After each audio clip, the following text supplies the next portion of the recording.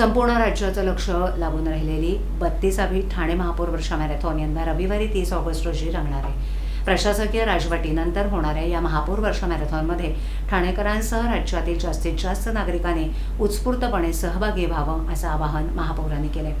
धाव प्रगतीची गतिशील ठाण्याची या घोषवाक्याखाली होणाऱ्या या मॅरेथॉनमध्ये 25,000हून अधिक धावपटू सहभागी होणार असल्याची माहिती महापौर शर्मिला पिंपळकर यांनी आज झालेल्या पत्रकार परिषदेत दिली।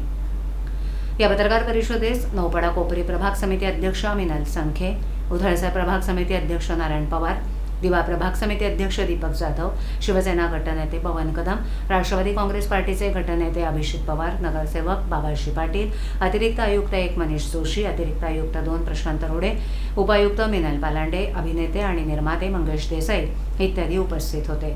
पत्रकार परिषदेपूर्वी 32व्या ठाणे महापौर वर्षा मॅरेथॉनच्या टीझरचं लोकार्पण महापौर शर्मिला पिंपळकर यांच्या हस्ते अभिनेते निलेश साबळे आणि आदिनाथ कोठारे यांच्या उपस्थितीत करण्यात आलं। तसंच स्पर्धकांना देण्यात येणाऱ्या टी-शर्ट्स आणि मॅरेथॉनच्या सन्मान चिन्हाचं अनावरण करण्यात आलं। मॅरेथॉनचं उद्घाटन सकाळी 6 वाजता राज्याचे उपमुख्यमंत्री एकनाथ शिंदे यांच्या हस्ते होणार आहे। शालेय विद्यार्थ्यांपासून ज्येष्ठ नागरिकांपर्यंत विविध वयोगटांसाठी या स्पर्धेमध्ये आयोजन करण्यात आले।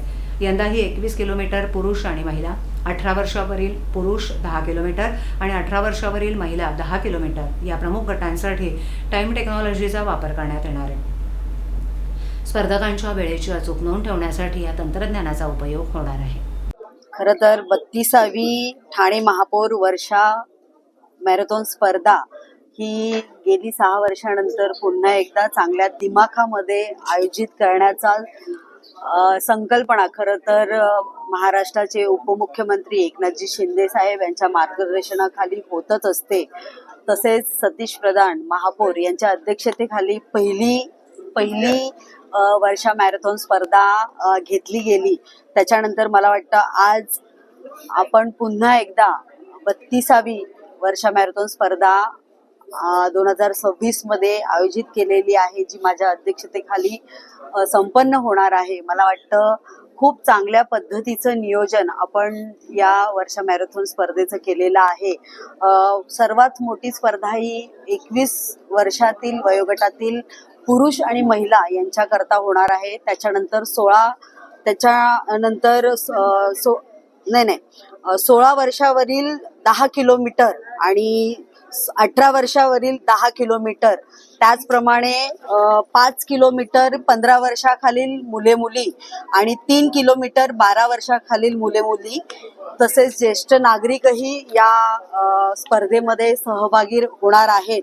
ठाणे महानगरपालिकेचे सर्व अधिकारी कर्मचारी सहभागी होणार आहेत। त्याच प्रकारे रन फॉर फन यामध्ये प्रत्येक वयोगटातील स्पर्धकांनी भाग घेतला जाईल आणि त्याच पद्धतीने मला वाटतं तुम्ही सर्व पत्रकार बंधूंनीही याच्यामध्ये मोठ्या प्रमाणात सहभागी व्हावे अशीही मी आशा व्यक्त करते।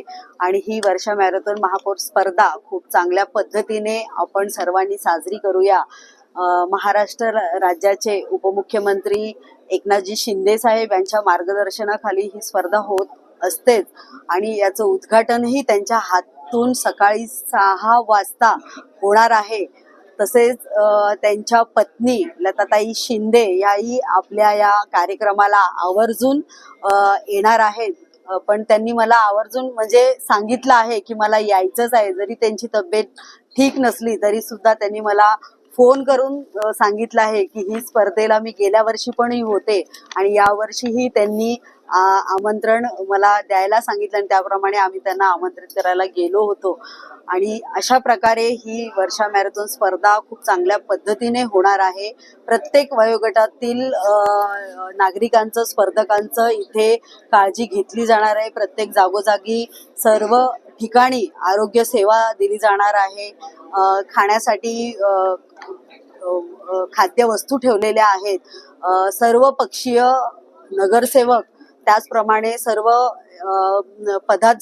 आपले कार्यकर्ते हेही इथे 57 स्पॉट्स आयोजित केलेले आहेत।